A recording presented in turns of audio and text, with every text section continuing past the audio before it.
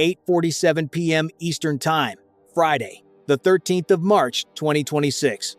The Situation Room is plunged into darkness, with the only source of light coming from the rows of screens. Somewhere hidden in the northern Persian Gulf, approximately 480 kilometers north of the Strait of Hormuz, a coral island barely 5 miles long named Kharg is engulfed in flames. Thick columns of smoke rise clearly visible through satellite lenses. That smoke reaches out into space itself. And then, the figure behind this blaze casually announces the event on the Truth Social platform. But the story doesn't end there. The post states unequivocally that just minutes earlier, under his orders, forces under the U.S.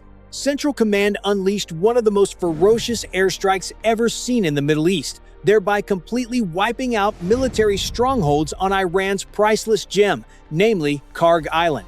Every word is boldly capitalized, utterly unambiguous, broadcast directly to 90 million followers even before any press conference, any briefing, or any phone call to allied nations. What unfolds is the 14th day of a blood-soaked front that has already claimed over 1,000 lives, being pushed to the brink solely by a single social media post seemingly ordinary at first glance, but in reality, far more tense.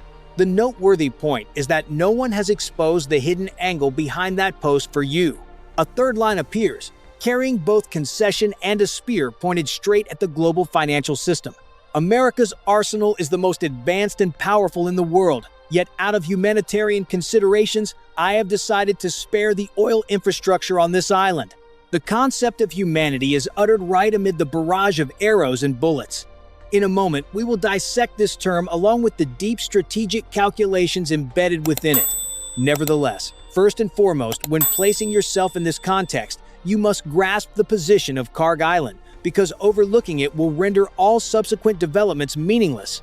This island lies about 35 miles off Iran's Bushehr province. Its area is roughly the size of New York City's Central Park. In compensation, its loading and unloading capacity reaches the threshold of 7 million barrels per day, encompassing up to 90% of Iran's crude oil exports.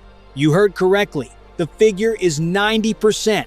No need for pipelines or storage tanks. Everything resides right on that patch of land in the middle of the sea. The majority of this black gold flows toward China and India, sufficient to demonstrate the island's weight not only confined within Iran's domestic energy sector, but also extending to dominate the international oil trading floor.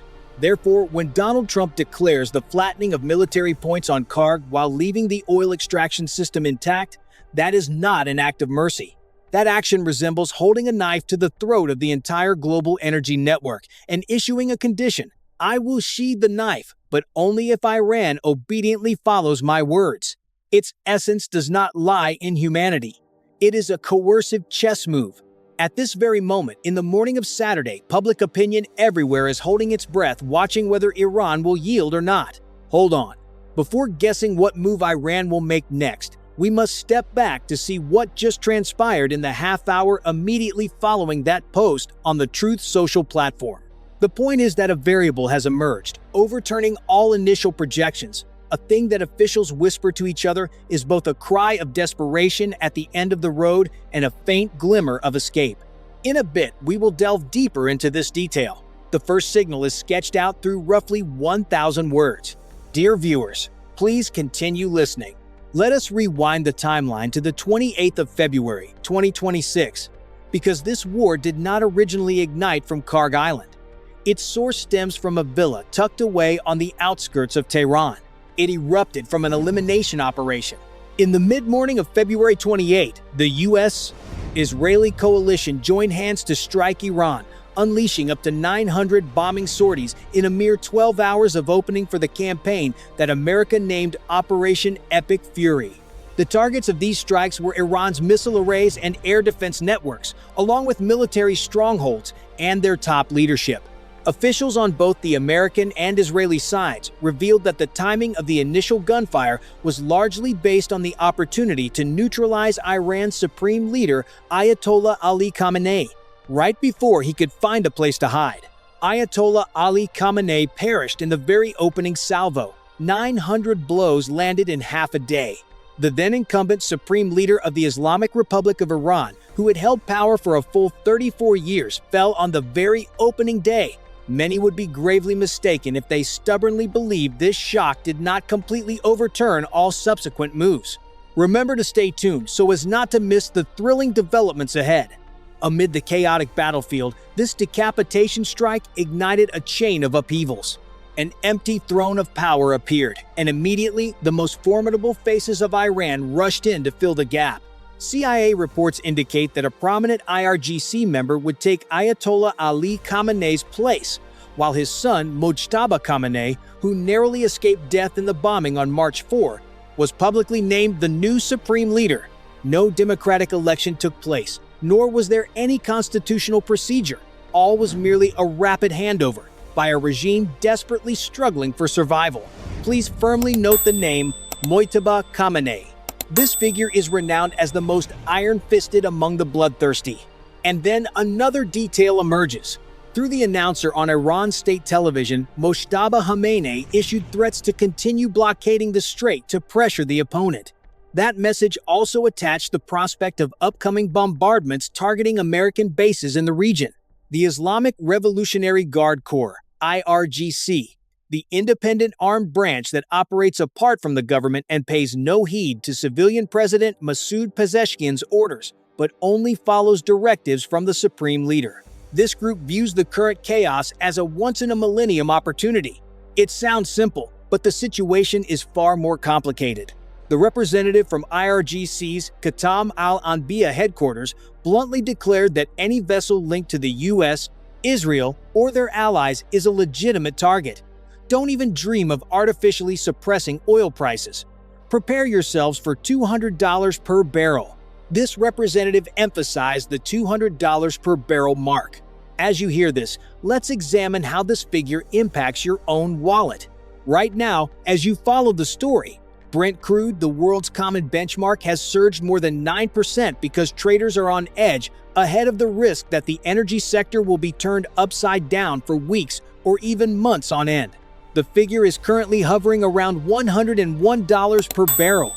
The AAA Association just finalized data on Saturday, recording an average of $3.68 per gallon of gasoline in the US, up 23% since the first shots were fired. That price level is the story of right now. The issue lies in a chain reaction collapse taking shape that no one dares speak plainly about. If the Strait of Hormuz is truly sealed shut, the smoke and fire of war will slice away roughly 8 million barrels of the world's oil each day, based on figures from the International Energy Agency. Suppose the price skyrockets to $200 per barrel, exactly as IRGC flexes its muscles.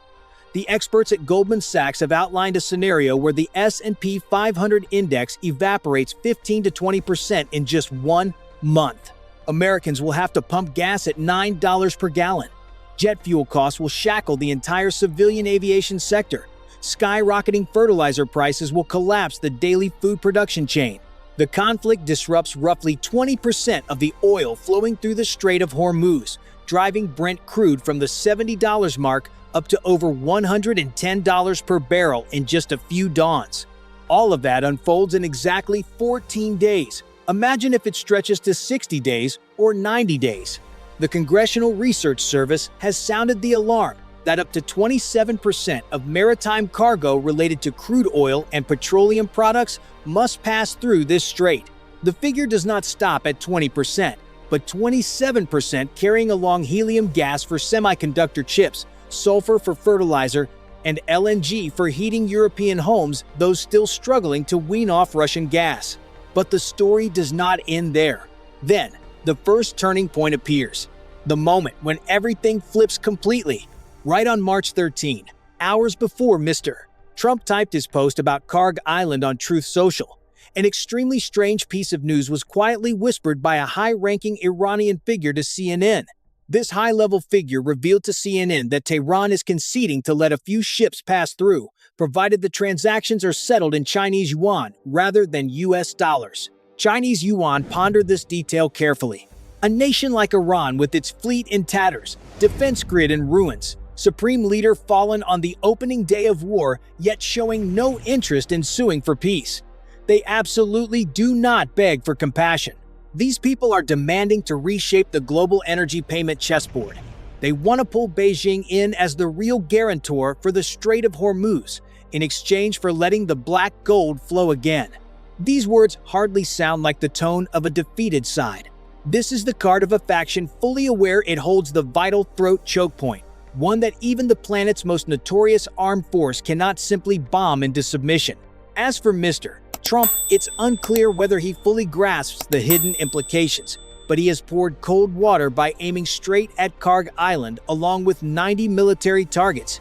The barrage has obliterated more than 90 fortified points of Iran's military, including missile launch sites, yet spared the oil-pumping system. According to the U.S. Central Command, from the Jask Naval Port, Air Traffic Control Tower, helicopter hangar to air defense arrays, all have turned to smoke. Yet the colossal oil terminal, capable of handling the equivalent of 3 million barrels per day, remains unscathed. At first glance, quite ordinary, but behind it lies a grand calculation. This warning is not intended for Iran. It aims straight at China, India, Japan, or South Korea, those names living off the energy milk from that island. The message rings clear. In my hand is a hostage. Its name is Kharg Island, and I will only strike if you force me to the end of the road. Moving into Saturday, Mr. Trump called out to a series of nations to immediately dispatch warships to the Strait of Hormuz to safeguard their own oil rice bowls. On the very Truth Social platform, the president penned, "Hopefully China, France, Japan, South Korea, the UK, along with those parties suffering from this deliberate choke point, will send ships straight there." Try pondering the diplomatic weight behind that statement. Mr. Trump is pressuring China, Iran's largest oil buyer, the country that once sent a special envoy to broker peace, the place holding the financial pipelines feeding IRGC to deploy warships to erect a blockade against the very supplier selling to it. He is forcing Beijing into choosing one of two: either maintain business ties with Iran or address its energy thirst. Beijing's leadership is being cornered against the wall. Beijing remains silent in the eyes of the public for now. Nevertheless, the astute understand that Beijing always has covert moves ready. At this juncture, let us discuss the third figure sitting in that room, the face we mentioned right from the opening minutes. Though no one points fingers or names outright, this man's shadow blankets all negotiation sessions, infiltrates every back-channel line, and envelops the shuttle diplomacy efforts unfolding right now in Muscat, Doha, and Geneva. That figure bears the name Steve Witkoff, and the root cause dragging Kharg Island into flames tonight stems directly from his botched chess moves. Dear viewers, please rewind to the 26th of February, 2026. That was less than 2.5 days before the rain of bombs poured down. The two figures, Witkoff and Jared Kushner, were seated in a meeting room in Geneva less than 48 hours before the U.S.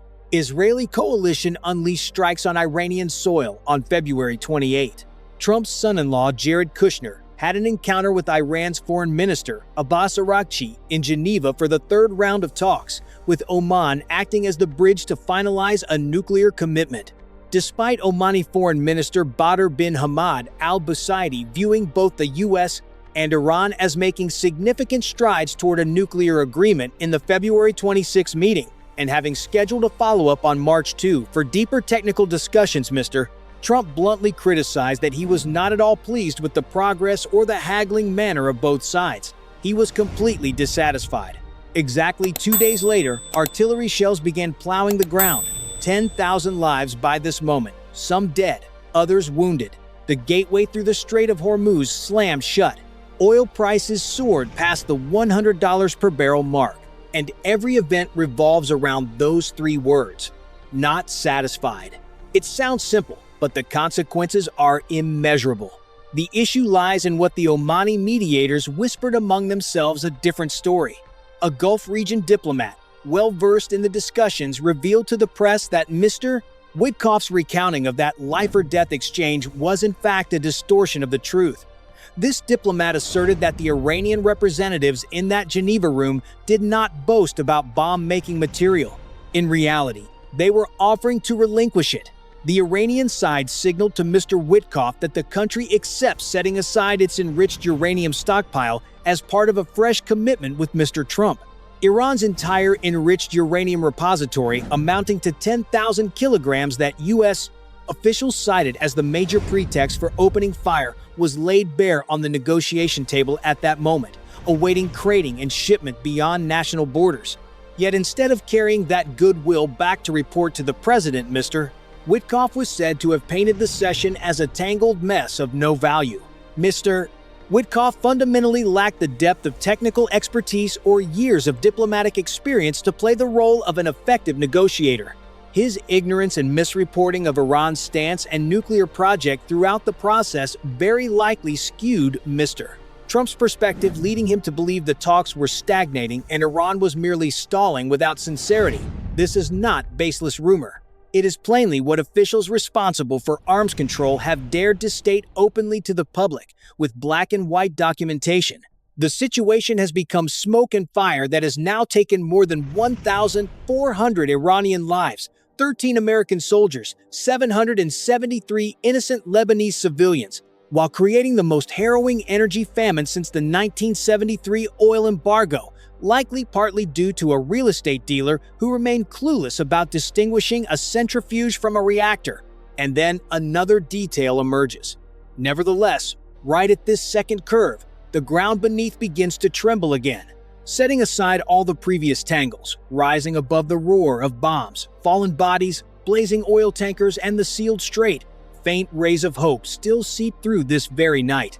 These are signals emitted in silence, the kind that never surface on the Truth Social platform. Since the bombardment on Kharg Island, Iran should logically know better and lower its weapons to salvage whatever fragments remain of its nation. Mr.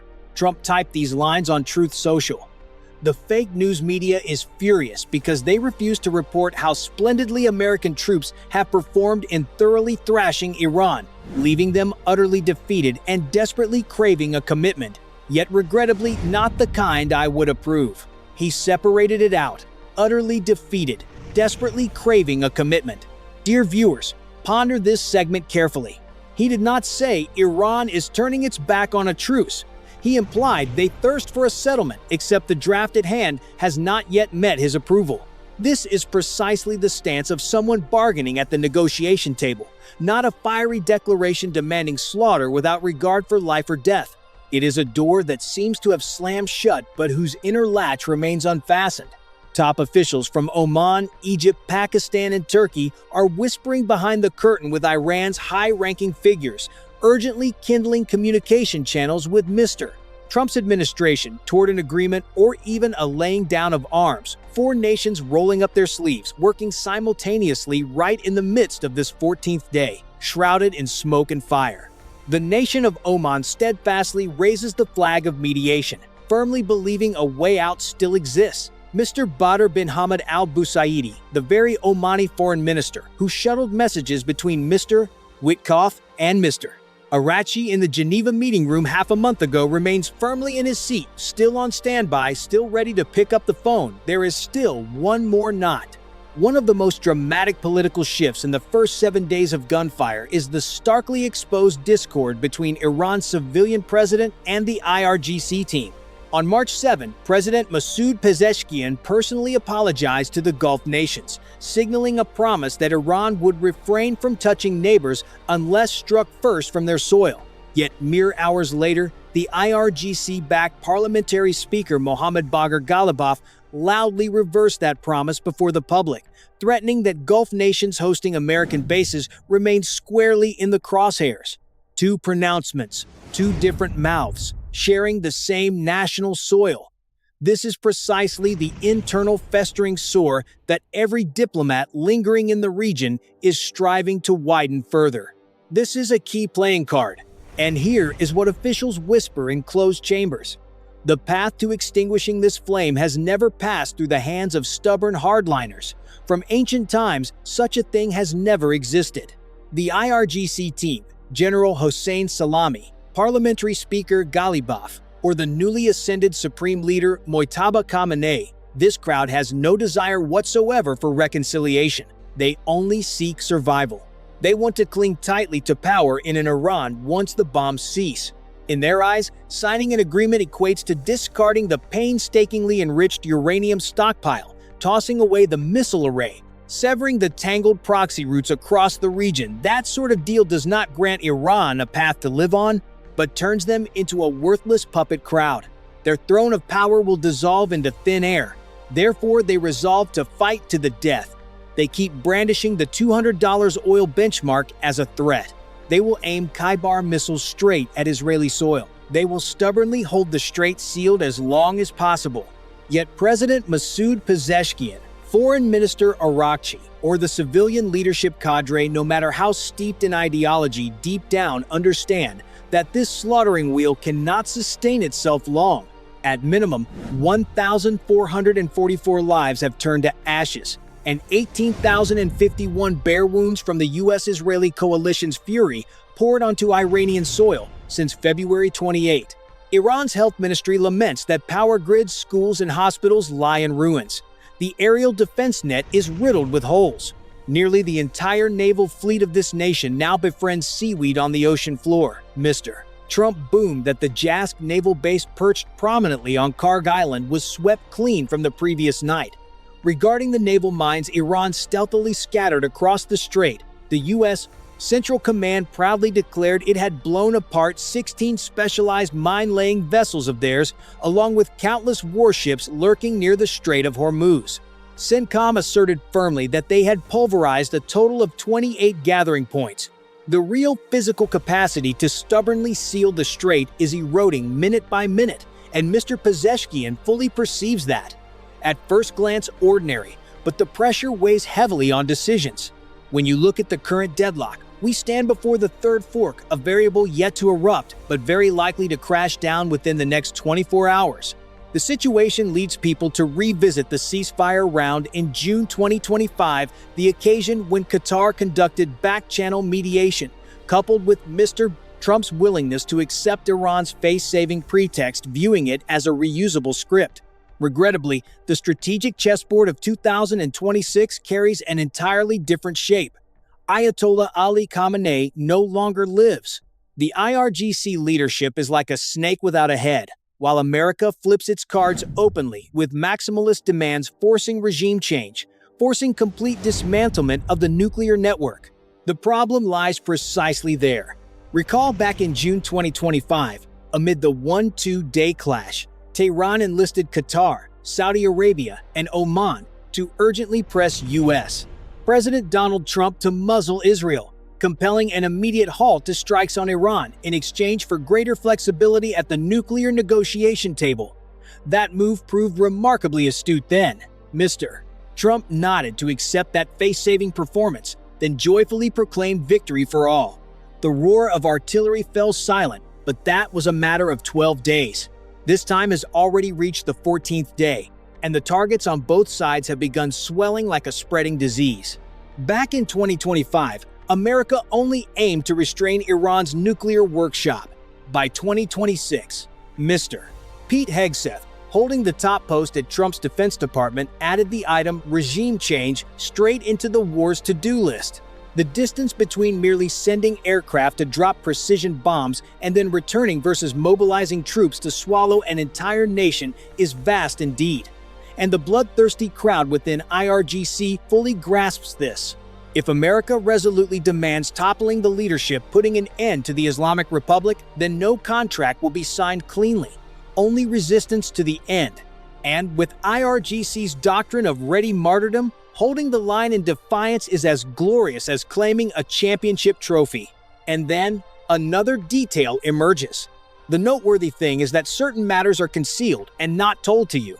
Only China alone holds both the economic noose strangling Iran's neck and the enormous strategic profit if gunfire ceases, advantage that other major players cannot even catch up to by carrying sandals. The negotiation framework brokered by China, such as one side temporarily turning a blind eye to nuclear monitoring while the other halts bombing, is currently the brightest crack through which to slip. China has long been Iran's biggest oil buyer. It is also the very place where Iran is haggling to lock oil trade prices in yuan.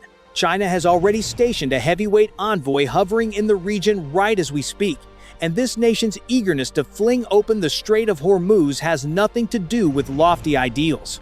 It is a matter of survival to keep the rice bowl intact.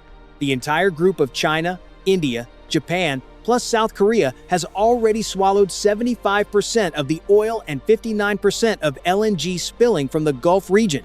Merely if that strait remains tightly shut for another month, factories in China will begin shrinking. Then China's economic plunge will drag America gasping for air and pull the whole world under. No president would foolishly invite such disaster upon themselves during their term, not even the one currently occupying the White House. It sounds simple, but conceals far too many calculations. The situation has become that now you must fix your gaze on movements from Beijing, not Washington nor Tehran. Beijing is playing the role of a covert player that the world pays little attention to, yet may be fingering the key ring deciding the fate of the coming 72 hours. Imagine a Chinese special envoy striding boldly into a closed room to meet Mr. Pezeshkian's right-hand team, extending a promise to stand as guarantor for Iran's oil sales revenue in yuan, offering to step in and twist Washington's arm, then suggesting pulling Oman back to the mediator's chair. That is precisely the script capable of sealing all troubles shut or igniting fresh flames. But regrettably, there is a massive boulder blocking this script. Right this very night, the IRGC side is poised to pour more oil on the fire, pushing the situation to a point where all bargaining appears illusory. Al Jazeera reporter Tawhid Asadi from deep inside Tehran reports furiously that the rain of bombs from the US-Israeli alliance is pouring down everywhere across the land, from Tehran, Kharg, Isfahan, all the way to Tabriz. He concludes that this state of affairs proves we are still far from reaching the two words de-escalation. Iran's top leadership is loudly plotting retaliation, while the IRGC faction keeps mentioning unleashing their most cutting-edge hot weapons, including using Khyber missiles to pound straight into Israeli territory.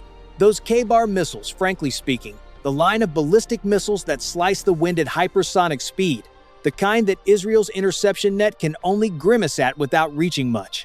Should IRGC press the button tonight to unleash the Khyber array straight toward Tel Aviv, then Prime Minister Netanyahu, the man whose political survival at home depends on fanning this war flame to its peak, will surely scream for a thunderous counterstrike, far exceeding the script America is currently drawing. And remember one thing, just days ago, Mr. Netanyahu himself bluntly warned Mr. Witkoff face-to-face not to foolishly trust the Iranian side. That man harbors not the slightest intent of seeking an ally to retreat. He is the type who aims only to charge straight to the finish line. But the story does not end there. Qatar's Interior Ministry officials announced on Saturday that they are hurriedly evacuating residents from several hotspots amid Iran revving up its aerial revenge campaign against Gulf neighbors. The group affirmed they had intercepted 2 missiles after the public panicked upon hearing sharp explosions echoing right in the capital Doha. Mentioning Doha, this has been the dressing room for Middle Eastern politicians for decades, the place where Hamas once came to bargain, the stage for Taliban clashing with America, and also the table where Witkoff and Kushner once sat side by side to align their chess moves. Yet this bustling hub is now chaotically herding civilians to flee. When you witness that scene, you are seeing with your own eyes the diplomatic foundation collapsing into ruins right before you. Meanwhile, far in Europe, French President Emmanuel Macron is rallying international friends to laboriously untie the energy noose with the aim of letting oil flows, natural gas, and goods resume free circulation once circumstances permit. The noteworthy point is that phrase, "once circumstances permit," is now shouldering an enormous burden on the diplomatic front. It lays bare a cruel truth that no escort fleet, no safe sea corridor, nor any military stratagem has room to perform while bombs still rain overhead and Iran's shore-based anti-ship missile arrays stand ready to fire below. A retired French admiral put it bluntly after hanging up his sword. In today's boiling cauldron, sending warships or even merchant vessels to poke their noses into the Strait of Hormuz is no different from tying one's own noose. Only a ceasefire agreement with the Iranian side can pull this quagmire from futile suicide down to a dangerous gamble. Only then can armed vessels charge in. From the boundary of suicide stepping to the boundary of danger. That is the target inching forward a little that everyone secretly hopes for. Yet regrettably, we have not yet touched it. At first glance ordinary, but behind it are life and death calculations. Now, let us flip to the figure carrying the heaviest weight right now. Not the price per barrel of oil, nor counting how many missiles. That figure is $3.68.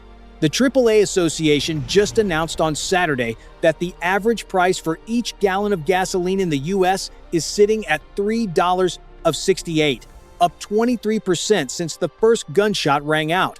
This price level is fully capable of delivering heavy blows to numerous corners of the American economy, dragging along food and drink costs, jet fuel, and fertilizer prices. Mr. Trump knows that figure well. He scrutinizes it exactly like staring at a stock ticker board. That is precisely the most vital figure in his political universe. Back in 2024, he won election partly thanks to promising to keep the energy sector smooth. Every cent it rises costs him political credibility. And right at this moment, despite him flattening strongholds on Kharg Island, that figure keeps climbing day by day. White House officials previously whispered that they eagerly await oil prices plunging without brakes once Operation Epic Fury wraps up. Regrettably, this Operation Epic Fury has no deadline whatsoever, Mr. Trump himself blurted it out to reporters on Friday night. This bombardment will drag on until it feels sufficient, then stop. The problem lies precisely in the greatest irony of this tangle. The tool brought out to straighten the oil matter is instead shattering that very oil sector. Every bomb dropped on Iranian soil adds more concrete to IRGC's resolve to stubbornly seal the strait. Every oil tanker turned away at Hormuz pushes Brent crude up another $1. It sounds simple, but the situation is far more complicated. The IEA side just recorded plainly in its monthly oil market report that the smoke and fire mess in the Middle East is disrupting supply at the most terrifying scale ever seen across the entire global oil wholesale system. Most terrifying ever. Not counting from 1973, nor from 1979. Most terrifying since the dawn of creation. However, reaching this point is when everything finally knots into a tangled mess. Because Mr. Trump's second message, the one tucked covertly inside the Kharg Island post, turns out to be syncing perfectly with several factions. Precisely on March 13, Turkey's Transport Minister Abdulkadir Uraloglu revealed that the Iranian side had just nodded approval for a Turkish vessel to slip through. People are also murmuring that as many as 2 gas carriers flying the Indian flag, plus 1 Saudi oil tanker carrying 1 million barrels pointed toward India, have just been granted passage. Iran is cautiously cracking open this strait in a selective manner. No way would they yield passage to American vessels, nor to cargo linked to Israel. They only open the path for a few neutral nations, Turkey, India, or Saudi Arabia shipping to India. That iron gate is slowly creaking ajar. But the story does not end there. This manner of conduct bears no resemblance whatsoever to the actions of a faction clinging solely to lofty ideals to tightly grip the strait. It is plainly the tactic of a faction wielding the strait as a tool to twist opponents' arms. Since it is a tool, it can always be set down. Since it is a tool, it can be traded outright. As for lofty ideals, don't even dream of it. Let us see what the appearance of the next 24 to 72 hours will look like. There are precisely 2 paths, and only 2. No middle road slips in at all. History has never had the habit of leaving a middle door in moments of life and death like this. The first path. The IRGC team presses the button to unleash the K-Bar missile array straight toward Tel Aviv. The Israeli side slaps back by sending aircraft to bomb deep into Iran's civilian power grid, schools, and hospitals. The USS Gerald R. Ford carrier strike group, currently anchored off Israel's coast after departing Suda Bay on February 26, immediately receives orders to ready its guns to pulverize Iran's remaining naval bases in the Gulf. Iran will awaken any dormant sleeper cells still lingering in Bahrain, Kuwait, or the UAE. The U.S. Embassy in Baghdad, the place already evacuated of non-essential staff, will take a direct pounding. The count of 13 American soldiers lost will leap to 30. Then to 50. Oil hits the ceiling at $150. Gasoline in America reaches $6. The S&P 500 index plunges 12% in a mere 2 days and nights. Congress must hammer the gavel to convene an emergency session. The narrow crack for laying down arms, already tiny, now slams shut forever. And then the whole world awakens amid a slaughter with no visible finish line, devoid of any mediation channel, and without any shared interest left to hold each other back. It sounds simple, but the consequences are immeasurable. The second path, the nation of China dips its hand in.